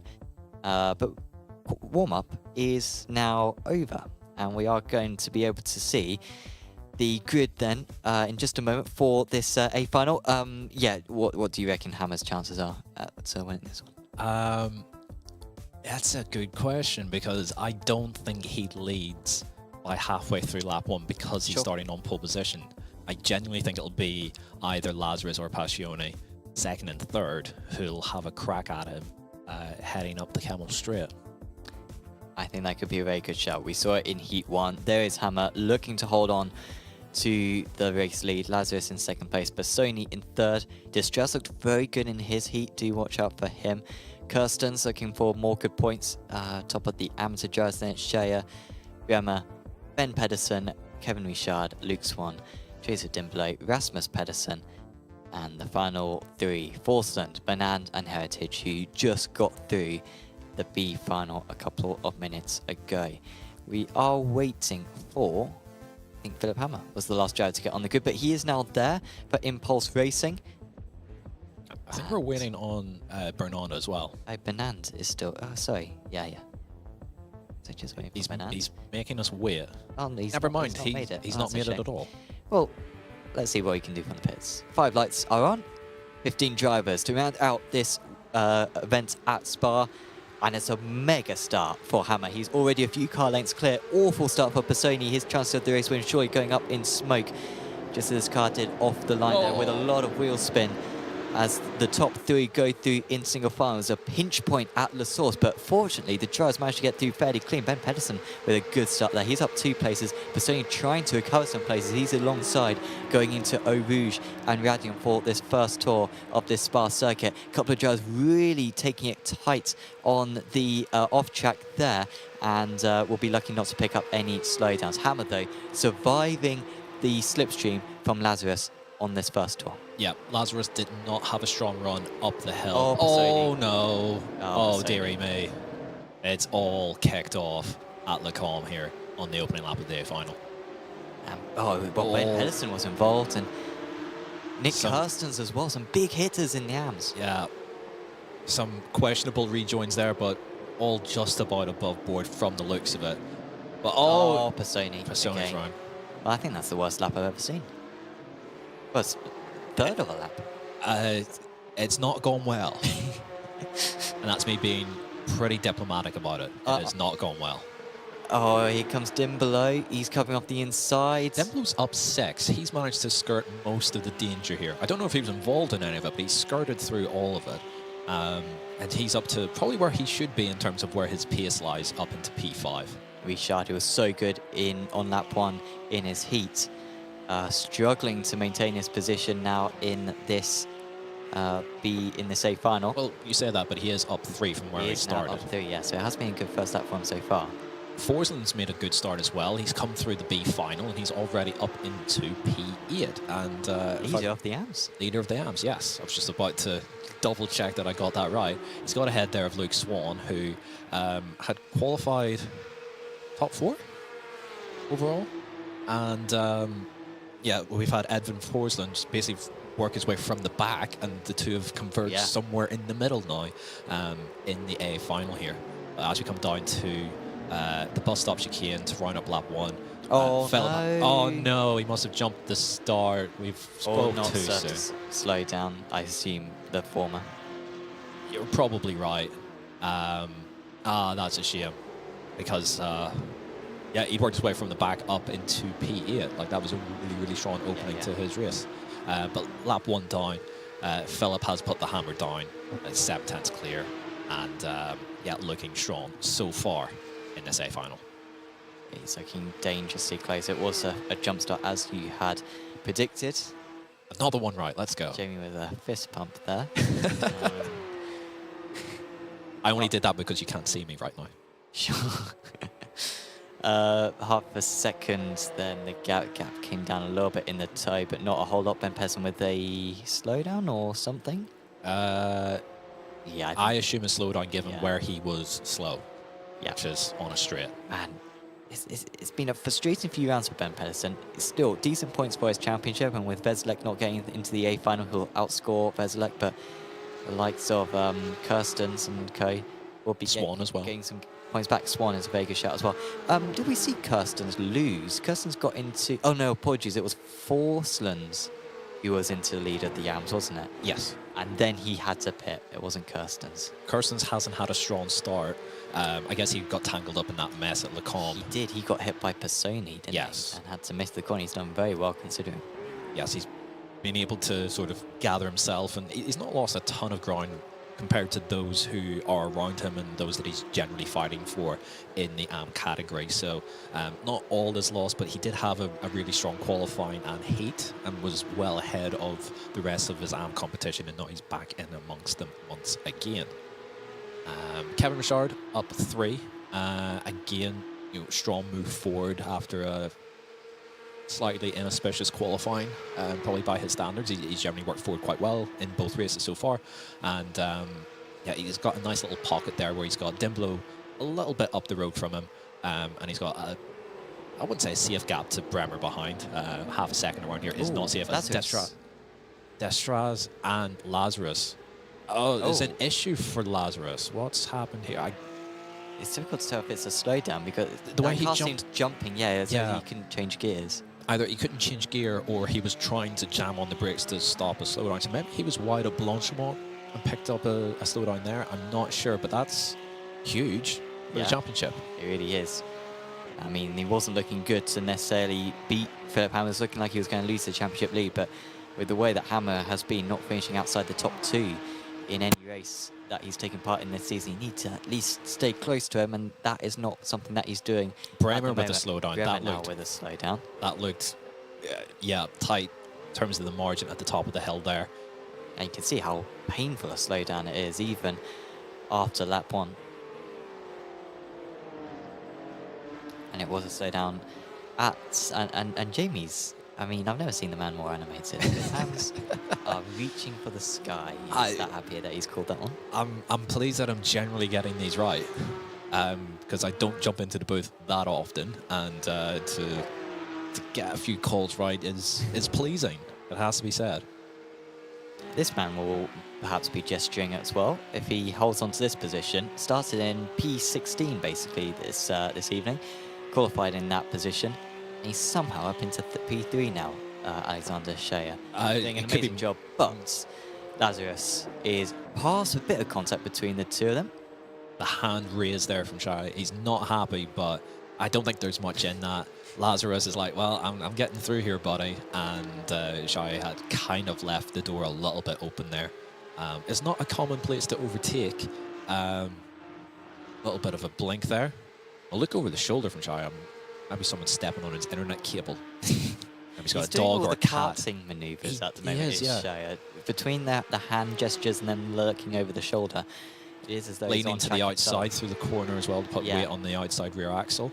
Or outside rear tyre, sorry. If you see him at your local circuit, I'd want to be getting out of that. I don't think you're going to have much of a chance against him. No. He is certainly a quick operator. All right, we're going to look at some replays here off the start. We've seen Pashoni there with... I feel like this is a theme of those that started third this Usually evening. There's a curse of P2 on the grid, but that hasn't come to fruition tonight. I think you're right. Maybe we've got a new curse of P3. So, yeah, Pashoni's just had a horrible third of a lap here. Here's the mess into Lecombe on lap 1. So there's Pedersen and Kirstens, I believe. And Pashoni, it's just... that's a little clumsy. Yeah, sort of chopped across there when a car was sort of already there. And only a couple of corners later, that's Pashoni around all by himself. Oh. The Forsland jump start. So, I don't know how he's to be fair, I didn't see that initially, but I didn't think he had a slowdown. So. So that's just clipped a little bit of the inside curb, forced him wide and picked up the slowdown. Back live though, Heritage up ahead of Pedersen. So this will be a bit of a scrap. Heritage pretty much has nothing to lose here, realistically. He's driven well to get through, but he knows that pretty much everyone in this race probably has an edge on him in pace, so swing for the fences, try not to get into too much trouble, see what you can pick up, and generally have a good evening out, pretty much is the way I would sort of look at it for him. Yeah, you can really throw caution to the wind at this point. Only Forsand who could potentially beat him from behind. Benand, for some reason, not taking the start. I don't know if he thought his day was over when he got through the B final. But did well in that B final as well. Yeah, he did do very well. Seemed very comfortable. So we've got Luke Swan here, lead of the AM category in P7 overall. Rasmus Pedersen and Nick Kirsten's behind. I suspect this will be good fun. I suspect this will be very interesting given what we've seen in the past between drivers in this mix. Sure. These guys have squabbled pretty much all season, and I don't expect that to change here. Rasmus covering off the inside line. Kirsten's having to go wide. Remember, Kirsten's was far ahead of these guys in maybe not necessarily qualifying. Rasmus wasn't able to do qualifying, to be fair. Luke qualified very well in qualifying, and Nick did well as well. There's a bit of movement. I think that's just a bit of blinking for one of the drivers. I think that's why Swan the blinking. positions are changing. Yeah, Swan's still in that P7. Again, such important points for the Amateur Championship, with Ben Pedersen not having a good time, but could get a few points out of his championship lead if they can get that P7, as Kirsten's avoids the slowdown at least, but he did lose a couple of tenths. Yeah, I think that's a Code Brown moment at the top of the hill there. Well, I mean, we saw it in real life earlier on, actually, in West. Yeah, we did.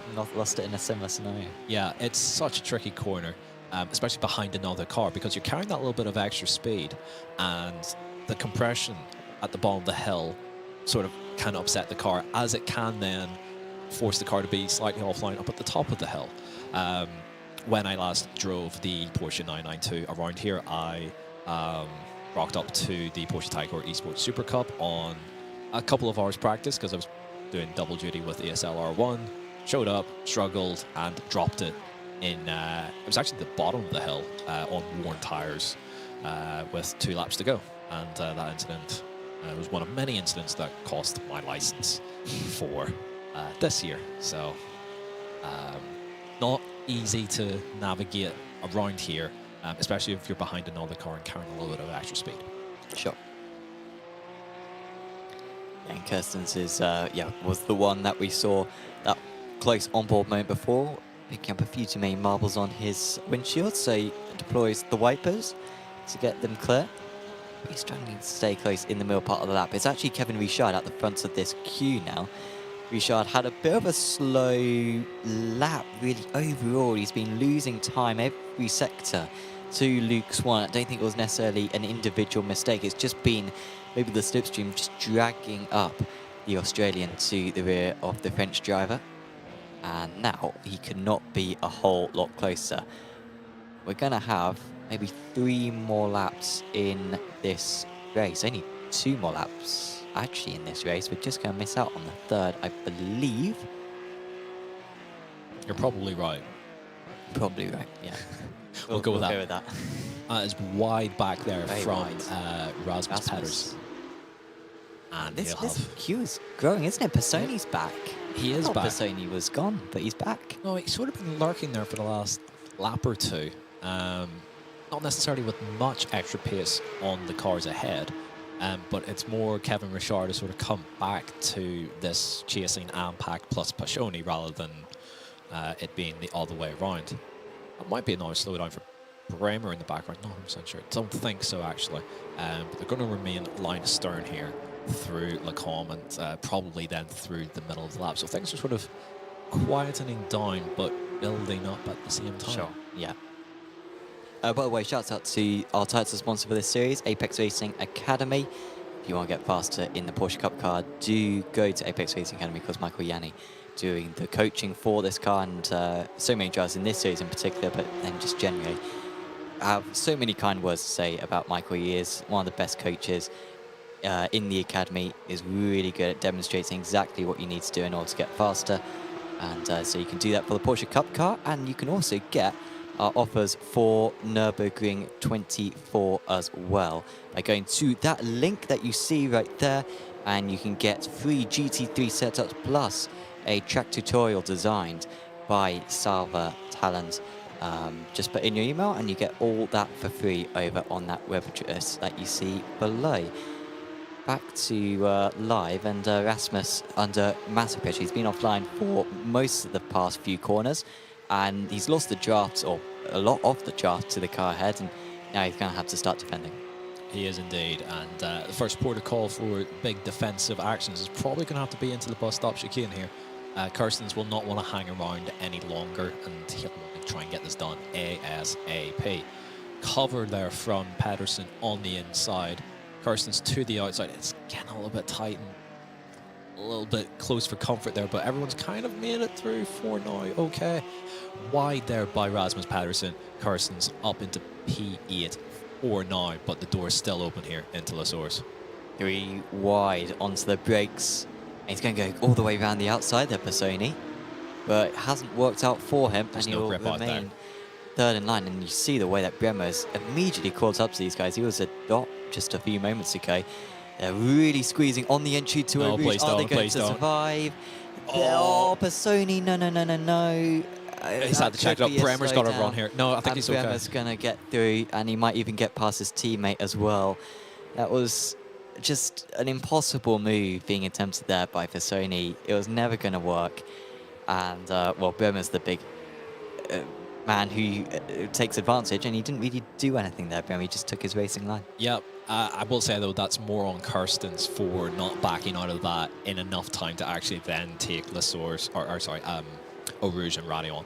He's straight back up to the inside of Bremer here. Well, these two are teammates, so they just need to drive like this to the end, and they should be able to cover up the whole circuit. Although we don't have the paint for Bremer, he's just in all white, so didn't actually immediately know that. But yeah, Kirsten's back up into P9. But yeah, it was side by side between Pedersen and Kirsten's coming down into Eau Rouge. Someone had to back out. Kirsten's eventually did as the car behind, but I think he was a little late in the move. That's why he ended up being so slow. Pashoni, I don't even think did much wrong. It's just he was expecting the two of them actually to collide ahead and him to profit, and then Kirsten's backed out, sort of swung across, which he's entitled to do. It's perfectly fine, but then Pashoni kind of got caught out, and you don't want to then jump on the brakes as you're turning in for Eau Rouge. That's not going to end well, so he kind of just had to commit to the bit a little bit. Yeah, Bremer then took advantage. A couple of comments in chat. Nicholas HBX and also Julien Laurent, very supportive of Elan Testraz up there in P2. He's always been about a second behind Hammer. That gap was hovering around 8 tenths for a while. The Straz on that last lap, a couple hundredths faster than Hammer. But we've seen this so often from Philip this season, where he doesn't overdrive, he doesn't go any faster than he needs to in order to win the race. And it could be history repeating itself for this round. And of course, it would give him the championship lead for the first time this season, if he can get to the end of the race from here. There is the gap, and you can see how consistent these two drives have been. Certainly has. I would say that the general theme is that Strauss has been able to gain a little bit of time in this part of the lap, coming up towards the com, and then in the middle sector, Hammer's able just to eke out that gap ever so slightly before Destras can reel it back in ever so slightly again. It's sort of nip and tuck, but yeah, the gap is still pretty static in and around that 1 second mark. Sheo under a lot of pressure from Dimbolo. This is the last lap of the race, so we could have a change for 4th and 5th still. Richard looks fairly safe against Swan, who I doubt is going to go for anything too ambitious, honestly, considering that he is currently leading the AM race. And maybe Kirstens versus Personi. Personi was able to get past Bremer recently, and Bremer has actually dropped back a little bit. So really 4th and 5th and 9th and 10th. The most likely places to gain. Destras will try to get a late victory, and it has been one of his best performances of the season. And similar to Dimbolo, a driver who's absolutely waiting for that first race win and will undoubtedly get it before long. but it looks like he is going to have to wait till next week at the Nordschleife as the 18 minutes run out. We have run out. It is the last lap, and this is where there's nothing left to do other than give it a go. Dimblo's worked his way forward quite nicely from 11th on the grid up to P5, and he's looking at Shai in P4. But it looks like Philip Hammer is going to do what he seems to always do in this series, and he's going to take another race win. Here he comes then, Impulse Racing driver. He's still only lost one race all season long back at Sebring, but it's 2 from 2 here today at Spa, and it is the championship lead for the first time for Philip Hammer. Destrez in second place, Lazarus in third. I think there was a late change. Dimblo was able to get ahead of Shea, and Rasmus Pedersen has had an issue. Ben Pedersen trying to take advantage right at the close. Ben's going to get at least one place. He might even be close to Personi across the line, who had a very tumultuous round. Bremer was able to get ahead of the pair of them, and yeah, it was Rasmus Pedersen who was the big loser out from all of that. I'd love to see the last chicane between Kirstens and Pedersen. These two have history, and I suspect that it wasn't all above board. I don't know what way, but contact must have occurred for Pedersen to have lost out as much as he did. Yeah, they must have. They had contact back at Sebring, I know that. And they, I think, have had contact again right there, so we might get a replay of that in a bit. Not to stoke the fire, Annie, at all. No. Never. Let's have a look then at those results. Of course, could change potentially with post-race penalties, we don't know. But it was Philip Hammer who took the race victory once again, as we will have a look at the final corner and try to spot what happened. So this is Dimblo and Shire. So this is Dimblo going past Shire, and that is a very nice move. I think this is just textbook right on the outside. Yeah, he's lost the car a little bit. That's fair. No problems with that. That's actually a really good move from Dimblo. It looked like he was about to drop the back end in between the two corners, and then this is... okay, so Pedersen's just went deep on his own, trying to cover off Kirstens, and that's a little bit of a scuffed rejoin there. And a bit of argy-bargy over the line, so it's just all self-inflicted there, actually, from Rasmus Pedersen. Sim Race Sweden could not have imagined that last corner would go so well, because, yeah, Kirstens was able to get ahead in that 3Y battle, and then they had Bremer come from behind and manages to get past all those drivers as well, and they both beat all of them. Great work. And Sim Race Sweden with more good points for the Amateur Championship, and of course getting points as well off North Sim Racing that Personi represents. Yeah, through those results, Hammer 8th clear ahead of Destraz. Lazarus in P3. Honestly, by Corey's pace in the second half of the race, it wasn't particularly strong. Maybe he wasn't pushing 100% because he lost any chance at a top 2 with the slowdown that he picked up at Blanchemont, and he will be sat now about 10 points off Championship League going into the final 3 rounds. Then it was Dimblo, Shire, Richard, Swan top of the amateur drivers, getting closer to that championship summit as well. Ewan Bremer in 8th place, and it was Ben Pedersen who covered well. Then it was Tom Heritage, Edmund Forsland, Nick Kirstens. Andrea Personi must have got a post-race penalty because he ended up way back in 13th place. As did Kirstens as well. Personi and Pedersen all must have picked up. Wow. It's all flipped and changed. Tom Heritage, top 10. Wow. Tom Heritage, take a bow. Take a bow. You'll love to see it. Result. Great work. Really well done, Tom. So a lot happened and we didn't even see it because of the... Well, it's just I assume that incidents, right? Yeah. It was just that one incident, and that pushed them over the limit. You use all the incidents that you can here at Spa. 18-minute race. I mean, it's shorter than the officials, but... It's an incident target, not an incident limit. Exactly. And you gotta work right up to that target, and then they had a crash, Yep. which pushed them over it. So really disappointing for those few drivers. Great news for Ben Pedersen, though. That's a couple of extra points for him. Doesn't lose too many points to Luke Swan. Could be big in the Amateur Championship. Hopefully we'll have a chat with a few of our drivers, and I think we will do. And I will drag up first Alexander Chaillet, who joins us now. Alexander, congratulations out there. A P5 for you today. Considering how your qualifying went, you must be very pleased with that. Yeah, that was This one was special. I had like I wanted to set up like do a double out lap for my quali so that I can have like a giga lap. And the thing is, I started doing my lap. I do T1, and then I look back at the timer, and I was like, wait, I'm 10 seconds off. That's over. It's over. That's it's done. So I was like, yeah, okay. And then I yeeted it in turn one in Radion because it was pretty much over. So I had to do a pretty big recovery from there. Race one was pretty good. I had like one scary moment there with one overtake with Ben. Scared me a little bit, not gonna lie. And after that, that was like pretty like controlled race for the first one, and second one managed to be P4, and like I as soon as I saw Elon, Corey, and Philip back in front with like 2 seconds space, I knew it was pretty much over for me to catch them. And I think Corey had a slowdown or something. Didn't try to hold it off too much because there was literally no point. He was faster than me. And right in the end, Joseph did like a very, very cool overtake in the bus stop.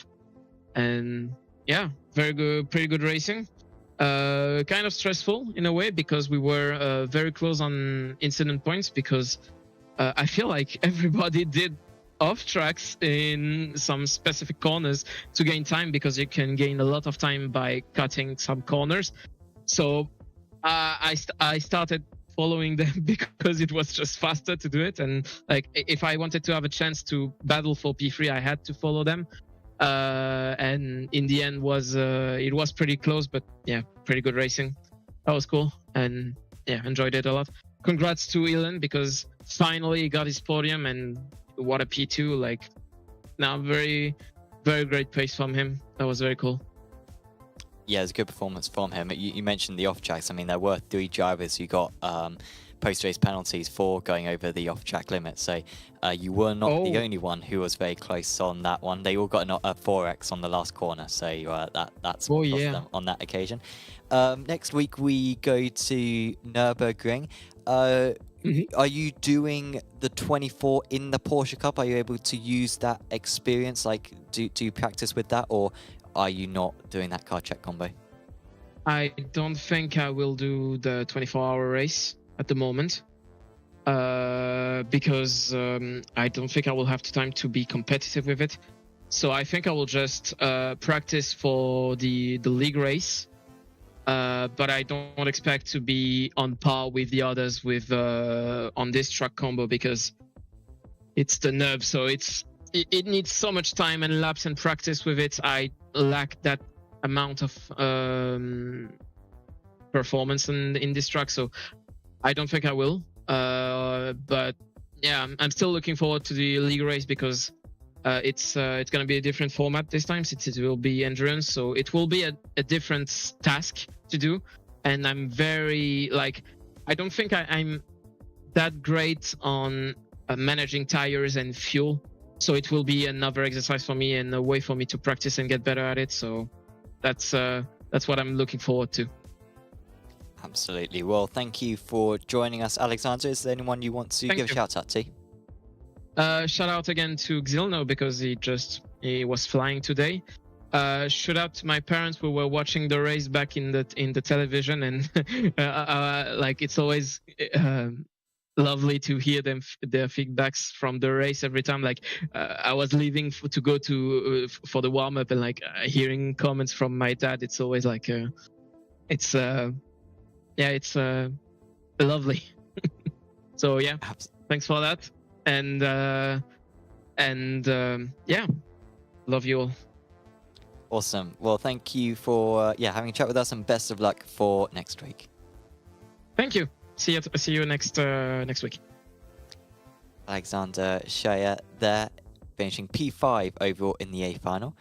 Would you like to have a chat with Kevin Richard? Yeah, I'll happily take it. get him into the booth. Kevin Richard, a strong enough day. A little bit of a struggle in qualifying for you, I guess, and then 2 steady, solid races where you probably got to see an awful lot of action and you were able to plot your way through it. Talk us through it. Yeah, I tried to be strong on my strongest spots as the starts, and to all the guys in defense, and it was quite well. Yeah, your starts in both races looked pretty strong, and then race pace looked not too bad either. It's solid points. It's not a bad day by any means, but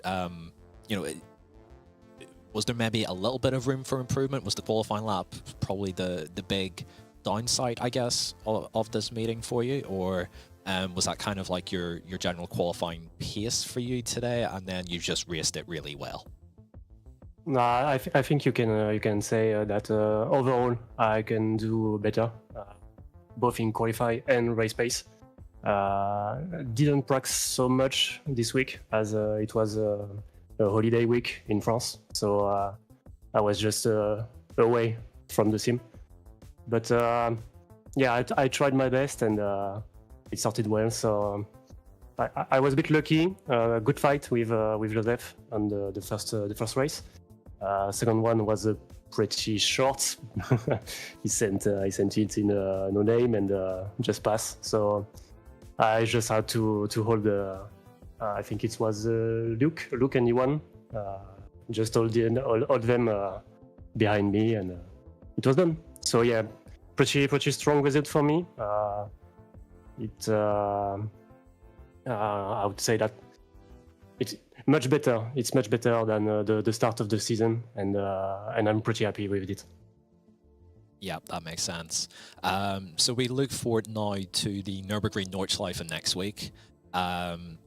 First question, are you going to do the 24-hour race in this car? And secondly, what's your sort of thoughts and feelings about the sort of change in format with moving to a 1-hour endurance race in that car for next week? I won't do the race in the pickup for this will be the fifth time I will do the race, and I did it fourth with the pickup, and this one will be in GT3 with Boutsen VDS Mercedes. So first time for me in GT3. So no, I won't do the pickup. But I love the combo. I love the track with this car. So I'll try to be even better the next week. I'll try to track a lot and to be stronger and do a strong result. Excellent. We'll love to hear it. Before we let you go, Kevin, anyone that you'd like to say thanks to? Yeah, again, I would like to thank Alexandre, who was just there a minute before, for the setup, for the a bit of coaching, because now he is coaching me sometimes, and again my team, Undercut, Boutsen VDS, for the occasion to wear their livery for the championship. Thanks again. Excellent. Thank you very much, Kevin Richard. Sam, that's a pretty eventful, pretty exciting meeting over and done with. Yeah, it was a good meeting of the Apex Racing Academy Porsche Cup. Just got 3 more meetings to go. If you fancy signing up and racing, you can do that over apexracingleague.com. Of course, do check out the other series as well over on Apex Racing League, including our Sports Car Championship, and of course also the Racing Unleashed, which is free to enter. So really do recommend entering that one in particular, along with all the other series as well that will be launching soon. But of course, if you've enjoyed this video, please do leave a like on it. And also do check out all the other broadcasts going on Apex Racing TV. I think we've currently got Radicals going on right now, so do check out that. We've also got Weekend Warriors, of course, on Sunday. We've got Sports Cars returning on Monday as well, and loads of other racing in all sorts of different categories on their channel. And also do check out the Apex Racing TV social medias as well, on Facebook, Twitter, and Instagram. And of course, as well, do make sure to watch the Late Apex, which will be myself, once again, alongside Jamie Fluke, chatting about the latest news in sim racing. And it's been a very, very busy week. So if you're confused about what's been going on with Fanatec and all sorts of different things in the world of sim racing, do make sure to tune in on that. That will be on in about 20 minutes' time. But for now, from myself, Sam Fitzpatrick, and from Jamie Fluke, and everyone here at the Apex Racing TV esports studio, we will say goodbye, and we'll see you back next week at the Nordschleife. See you then.